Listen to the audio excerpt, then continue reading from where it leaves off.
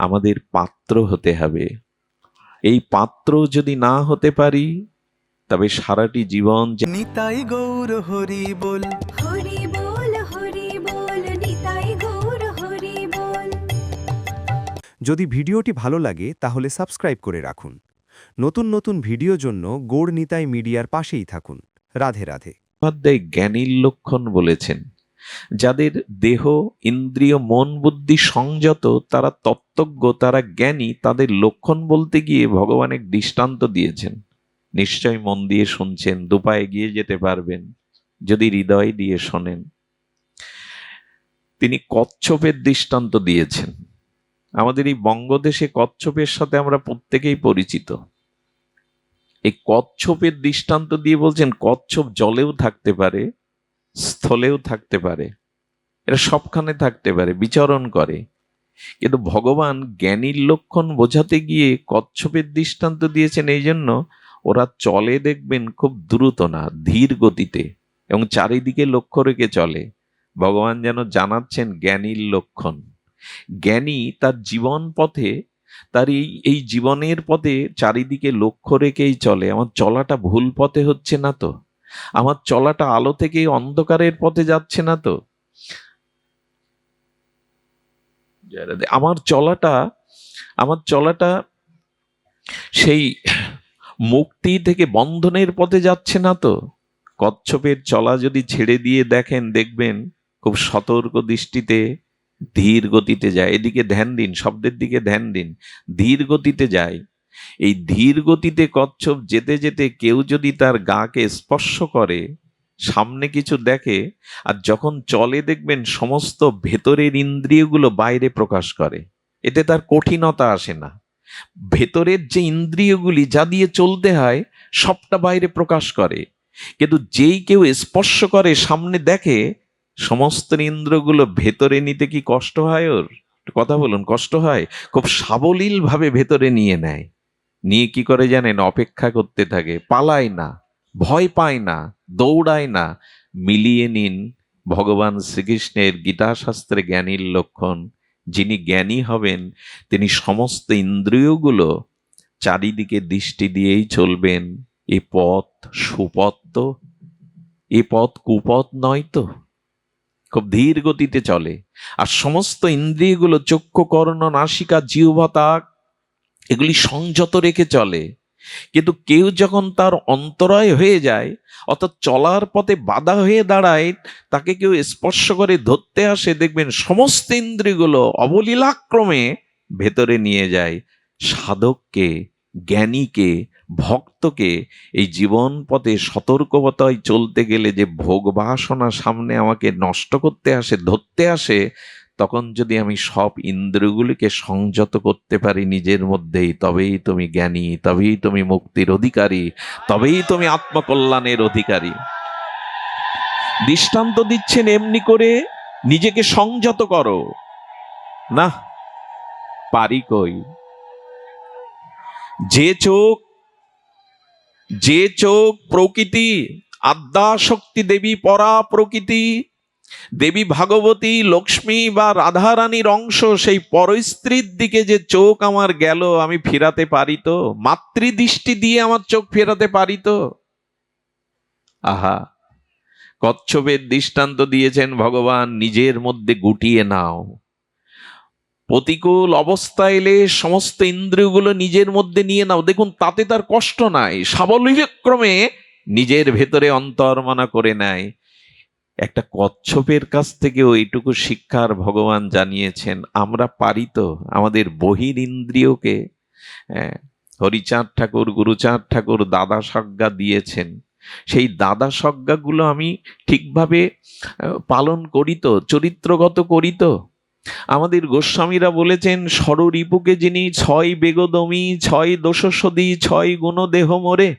বৈষ্ণব হতে গেলে, ভক্ত হতে গেলে ছয় দোষকে শোধন করতে হবে, ছয় বেগকে দমন করতে হবে। কই? এগুলো শুধু গ্রন্থের পৃষ্ঠায় থাকবে, আর এই ভাগবত আসরে আমার মতো মানুষ মিষ্টি কথা দিয়ে বক্তব্য দিয়ে যাবে, হরিবোল উলধ্বনি করিয়ে যাবে, জীবনে আচরণে আসবে না। আমরা এগুলি আমাদের জীবনে যেটা পেয়েছিলাম মনুষ্য জন্ম, কাজে লাগাবো না। খুব ভুল হয়ে যাচ্ছে।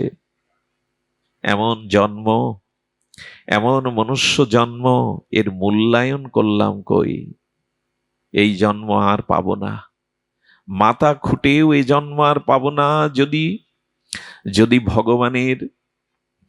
ভগবানের এই দুর্লভতর মনুষ্য জন্ম পেয়েও তাকে যথাযথ রূপে নিয়ন্ত্রণ না করি, ছয় বেগদমি, কই সেই বেগ দমন? আজ এই জন্য কচ্ছপের দৃষ্টান্ত দিয়ে ভগবান বললেন, ওদের দেখে শেখো, ওই প্রাণীকে জগতে দিয়েছি কিভাবে চলতে হয়। যদি সামনে কোনো প্রতিকূলতা আসে, যদি ভক্তিপথ থেকে বিস্মিত চ্যুত হওয়ার জন্য কোনো পরিস্থিতি আছে, কচ্ছপের কাছ থেকে শেখো, সে পলায় না, ধৈর্য ধরে অপেক্ষা করতে থাকে। কেউ তাকে গ্রাস করতে আসলে, স্পর্শ করলে সে ইন্দ্রগুলিকে গুটিয়ে নিয়ে দৌড়ায় না, পলায়ন করে না, প্রতিবাদ করে না, ঝগড়া করে না। তাই সমাজে তুমি যদি বিপদগামী হতে থাকে, তোমার রিপিগুলিকে সংযত করো, প্রতিবাদ করতে যেও না, ঝগড়া করতে যেও না, ইন্দ্রগুলিকে শিথিল বা সংযত করে ধৈর্যের অপেক্ষা করো। একদিন তুমি পথ পেয়ে যাবে, একদিন তুমি পথ পাবে, দৌড়ে কিছু হবে না। ছোট্ট একটা কথা গীতা বাক্যে বলেছেন, অশান্তস্য কুত সুখম। এ জগতে যিনি শান্ত না, তিনি শান্তি পেতে পারেন না। এ জগতে যিনি শান্ত না, তিনি শান্তি কখনো পেতে পারেন না। যদি বলি, খুব মার্মিক কথা, আজকের অনুষ্ঠানের একটি সার কথা যদি হৃদয়ে লিখে নেন, অনুরোধ করছি লিখে নেওয়ার জন্য, মনে রাখার জন্য। আচ্ছা, 10 তলা 20 তলাতে লিফটে উঠতে হয়, পায়ে হেঁটে উঠতে সকলে পারে না। আরো ধ্যান দিন, যদি লিফটে না ওঠেন, সিঁড়ি বেয়ে উঠতে গেলে, যদি বয়স্ক হয়, শিশু হয়, বা কেউ তাকে একটা অবলম্বন লাগে, সিঁড়ি বেয়ে উঠুন, হুইল চেয়ারে উঠুন, বেডে শুয়ে উঠুন, 20 তলা 10 তলায় উঠতে গিয়ে চিন্তা করুন তো কতটা চেষ্টা করে উঠতে হয়। ওই যে লিফটে উঠতে, সিঁড়িতে উঠতে, হুইল চেয়ারে উঠতে, বা একটু অসুস্থ হলে কাউকে অবলম্বন করে আশ্রয় করে উঠতে 10 তলায় উঠলেন। এখন শুনুন তো, 10 তলার জানলা থেকে পড়ে নিচে মরতে কারো সহায়তা লাগে? কোনো অনুশীলন লাগে? একটু কথা বলুন, লাগে কি? জীবনের পতন ঘটানোটা কারো প্রয়োজন নেই, নিজের এক ইচ্ছায় পতন ঘটাতে পারেন, ওর জন্য কারো অবলম্বনের প্রয়োজন নেই। অদ্ভুত কথা দেখুন, আপনি সাঁতার শিখতে গিয়ে অনেকেই পারে না, সাঁতার শিখতে গিয়ে অনুশীলন করে অনেকেই পারে, অনেকেই পারে না। কিন্তু লক্ষ্য করবেন, ডুবে মরার জন্য কোনো অনুশীলনের প্রয়োজন হয় না। সাঁতার শিখতে অনুশীলনের প্রয়োজন, কিন্তু ডুবে মরার জন্য? এ কথাগুলি কেন বলছি জানেন? নিজের পতন ঘটানোর জন্য কোনো কিছুর প্রয়োজন নেই। নিজের রিপু ইন্দ্রিয় মন যদি বহির্মুখী হয়ে যায়, কারোর সহায়তা লাগবে না, আপনার পতন অবশ্যম্ভাবী। কিন্তু উপরে উঠতে গেলে অনেকের সহায়তা প্রয়োজন। সাধুগুরু বৈষ্ণবের, শাস্ত্রের, হরিনামের প্রয়োজন আছে। 10 তলা থেকে লাফিয়ে পড়তে অনুশীলনের প্রয়োজন নেই, কারো অবলম্বনের প্রয়োজন, কোনো কষ্টের প্রয়োজন নেই, ঝাঁপ দিলেই শেষ। কিন্তু উঠতে, সুধীজন, সাঁতার শিখতে গিয়েও পারেন না, কিন্তু ডুবে মরতে কোনো অনুশীলনের প্রয়োজন নাই, কোনো প্রয়োজন নাই। এই জন্য অনুরোধ করব, আসুন উঠি, জাগি, জীবনের লক্ষ্যে পৌঁছানোর একটা সংকল্প আজ নেই। সময় তো চলে গেল জানেন। আমি আমার নিজের কথা বলতে নেই, আজ 25টা দিন আমি হাসপাতালে আছি। আমার ভগ্নিপতি আইসিইউতে প্রায় 15 দিন, এবং আমি একাই সেখানে। সাথে সাথে পেয়েছি আমাদের গৌতম বাবু, আমাদের মাতাজি, আমাদের সনাতন দা, অন্যদের। কিন্তু একটা জিনিস দেখেছি, 14টা দিন আমি চেয়ারে বসে কাটিয়েছি। ওই যে আইসিইউর বাইরে কোনো রুম নেই বিশ্রামের, ওইখানে যে দৃশ্য দেখেছি তা আমার হৃদয়ে অনেকখানি দাগ কেটেছে। আমি মাঝে মাঝে ভাগবত আসরে বলতাম, মাঝে মাঝে হাসপাতালে যাবেন, ওইখানে 2-1 ঘন্টা কাটিয়ে আসবেন। এই দেহের যে পরিণতি, জরা ব্যাধি মৃত্যু, এই রক্ত মাংসের পিণ্ড শরীরের মধ্যে আছেটা কি একবার হাসপাতালে গিয়ে দেখে আসবেন। সেই কথাটি মনে হয় ব্যাসপীঠে বলা, তো ভগবান আমার জন্য বরাদ্দ করেছেন এই দিনগুলি। ওখানে দেখলাম কেমন জানেন, কেউ রুগীকে সুস্থ করে হাসি মুখে ফুলমালা দিয়ে নিয়ে যাচ্ছে, কেউ বা মৃত্যু সংবাদটি শুনে আসতে ওই যে পাথরের দেয়ালকে জড়িয়ে ধরে কাঁদছে। এটা অনেকটা এই সংসারের পরিণতি কেমন জানেন, একই নদীতে আগেকার দিনে নৌকা করে গান বাজাতে বাজাতে ফুল সাজাতে সাজাতে নববধূকে নিয়ে যেত, একই স্রোতে দেখা যেত কেউ লাশ ভেলাই করে ভেসে যাচ্ছে। এও দেখেছি কোনো সধবা বিধবা হয়ে তার হাতের শাখা সিঁদুর নদীর কোলে ভাঙতে গেছে। এও দেখেছি বিবাহের বরণের জন্য কেউ বরণ ডালা নিয়ে ওই একই ঘাটে গেছে। এও দেখেছি কেউ পূজার বিসর্জনের ঘট নদীতে ফেলতে গেছে। এও দেখেছি কেউ বা অধিবাসের পূজার ঘট ভরতে নদীতে গেছে। এরই নাম সংসার, এরই নাম সংসার। এখানে জরা মৃত্যু ব্যাধি প্রতিকূলতা আছে। তাই যদি তুমি অন্ধকার থেকে আলোর পথে আসতে চাও, দৃষ্টি দাও। পতনের জন্য এক মুহূর্তই যথেষ্ট, কিন্তু জীবনটাকে মঙ্গলময়, জীবনটাকে আনন্দময় সার্থকময় করার জন্য বহু প্রয়াস চাই, এমনিতে হবে না সুধীজন। এই জন্য আমাদের জীবনের এই উত্থানের জন্য যেটি প্রয়োজন সেটি অন্তরে দৃষ্টি দেওয়া। আমাদের অন্তররাজ্যে উকি মেরে একবার অনুসন্ধান দৃষ্টিতে দেখুন সেই অন্তরে কি ভরা আছে সেখানে। আচ্ছা, আমার অঙ্গে যদি বিষ্ঠা মাখে যায় না, আমার অঙ্গে যদি ওই নর্দমার অপবিত্র জলাদি মেখে যায়, ওই অবস্থায় আমি মন্দিরে ঢুকতে পারবো? একটু কথা বলুন, জপ ধ্যান করতে পারবো? আপনাদের মাঝে এসে বসতে পারবো? তো বাইরে যদি অপবিত্র জল হেয় পদার্থ অঙ্গে লাগলে আমি মন্দিরে না যেতে পারি, ঘরে প্রবেশ না করতে পারি, আপনাদের মাঝে বসতে না পারি, অনন্ত জন্মের কামনা বাসনা কুবুদ্ধি যার হৃদয়ে, সে ধ্যান করবে কি করে? সে মন্দির গিয়ে ভগবানকে প্রসন্ন করবে কি করে? কি করবে বলতে পারেন? এজন্য হৃদয় নির্মল ভেলো তার।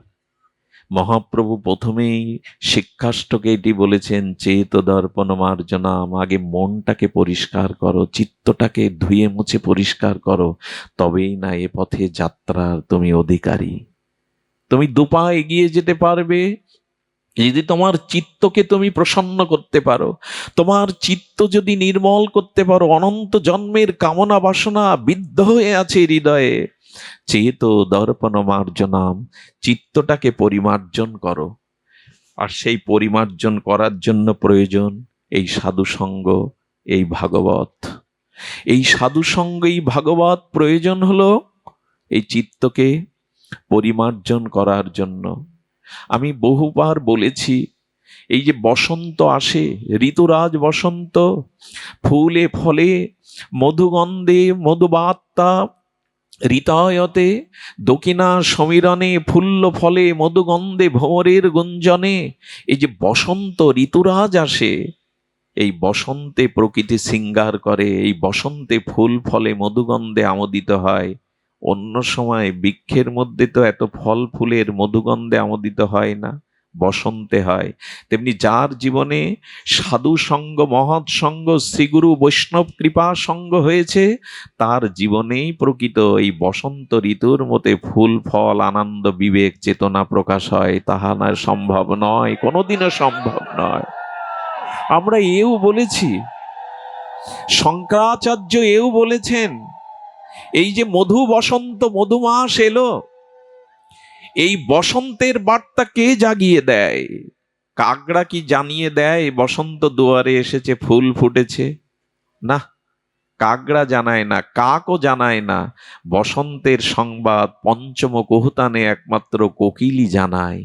কোকিল জানায় বসন্ত এসেছে দুয়ারে, প্রকৃতি সেজে উঠেছে মধুগন্ধে। তেমনি আপনার আমার জীবনে ভক্তির বসন্ত এনে দেয়, কাক নয়, কাকড়া নয়, অসৎসঙ্গ নয়, সৎসঙ্গই জানিয়ে দেয় তোমার জীবনের বসন্তের সংবাদ। সাধু সঙ্গ চাই, মহৎ সঙ্গ চাই, তা না হলে তোমার জীবনের বসন্ত প্রকাশ কোনোদিনই হবে না। সেটি আমার জীবনে আছে তো। এই সাধু সঙ্গ চাই, এই মহৎ পরশপাতরের স্পর্শ চাই, না হলে জীবনে অধরা থেকেই যাবে, জীবন অন্ধকারে থেকেই যাবে। সুধীবৃন্দ, আসুন আমরা পাত্র হই। আর পাত্র হওয়ার জন্য আমরা পূর্বেই বলেছি, চিত্তশুদ্ধির একান্ত প্রয়োজন।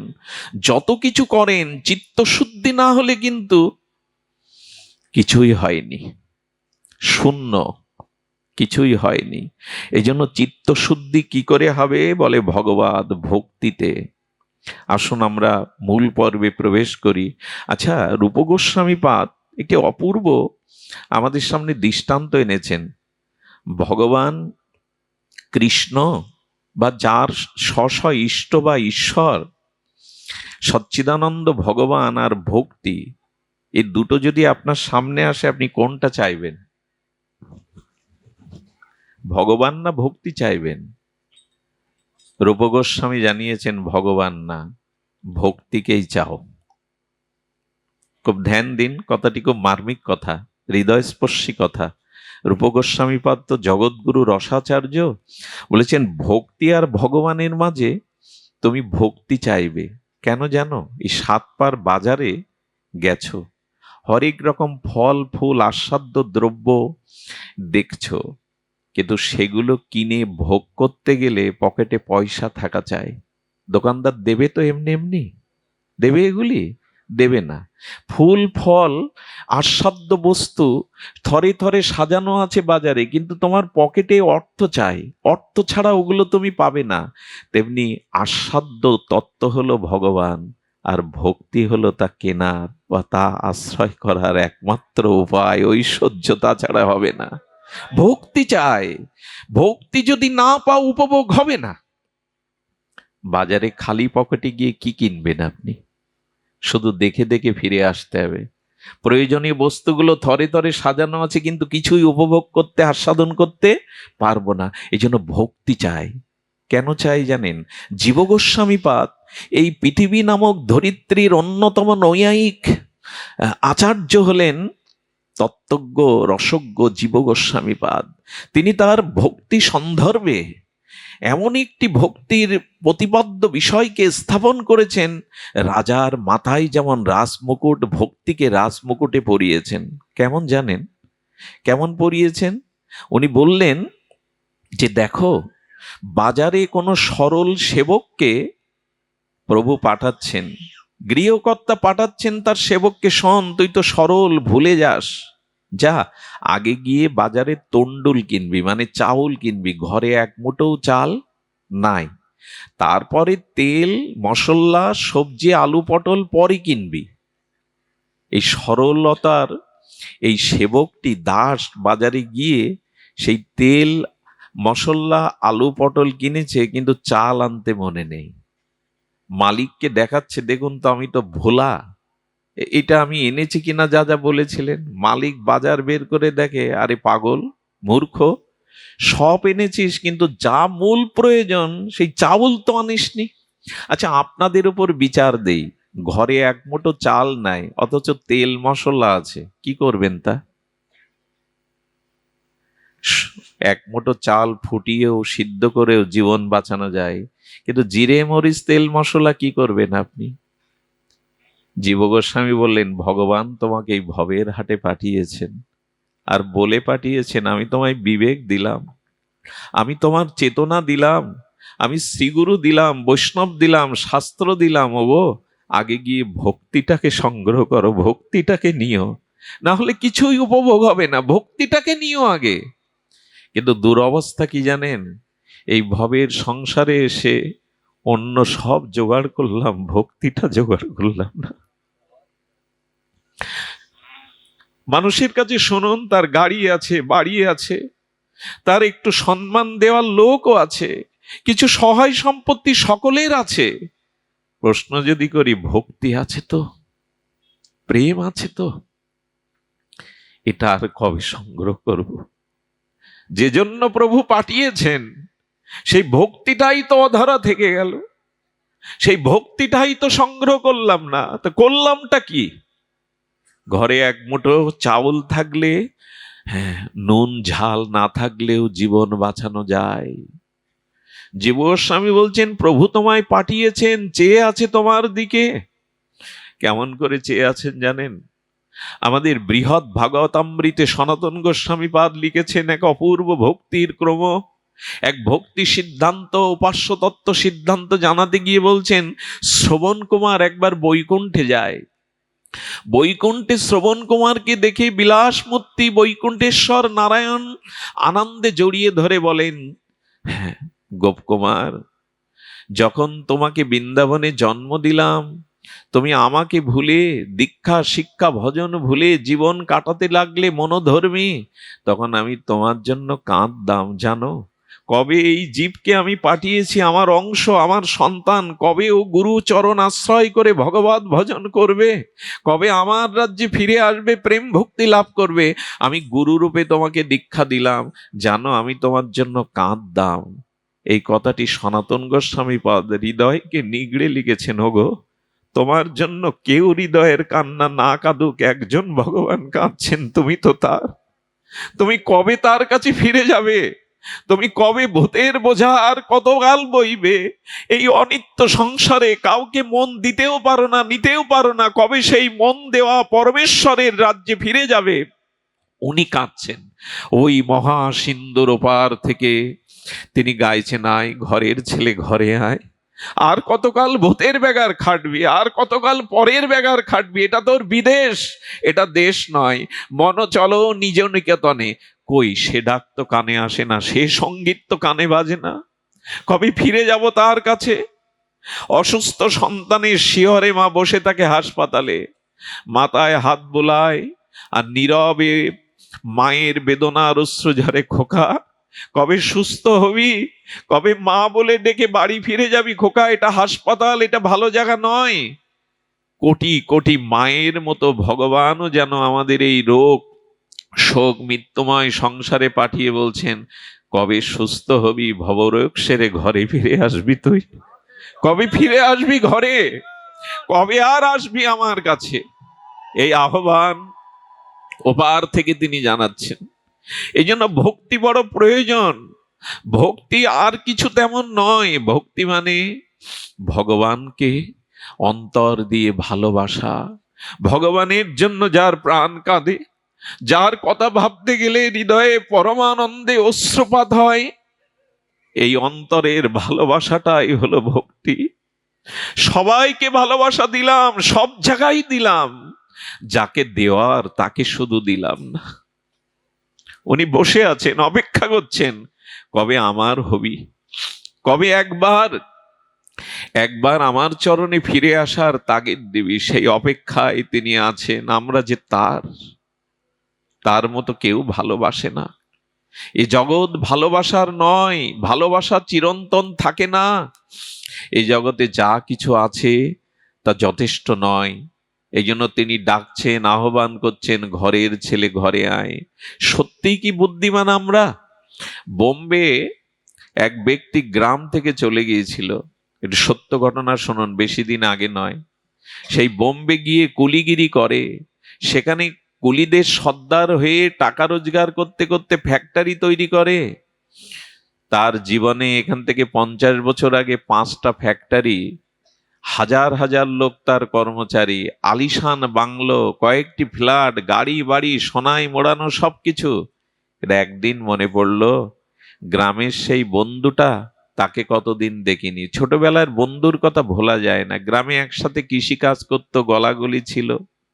সেই বন্ধুকে চিঠি লিখেছে, একবার দেখে যা না আমি কত বড় হয়েছি। খুব মন দিয়ে শুনুন, আমরা আসলে কোনটা সঞ্চয় করছি আর কোনটা সঞ্চয় করা উচিত। বন্ধুর বাড়ি গিয়ে আকাশচুম্বী অট্টালিকা দেখে, তার সোনায় মোড়ানো ঐশ্বর্য দেখে বলছেন, করেছিস কি তুই? গলা জড়িয়ে ধরে বললেন, এই তোর গায়ে এখনো ধুলা, এখনো তোর পোশাকটা ময়লা। আমি আর তা নই, দেখে যা আমার কতজন কর্মচারী। সবকিছু ডেকে বলছে, তোর অবস্থা বল। বলে, ওই চাষ করি, যা হয় দুমুঠো খেয়ে বেঁচে আছি। গায়ে দেখছিস না কৃষকের মধ্যে এখনো ময়লা? বলে, তুই সব থেকে বড় মূর্খ থেকে গেলি।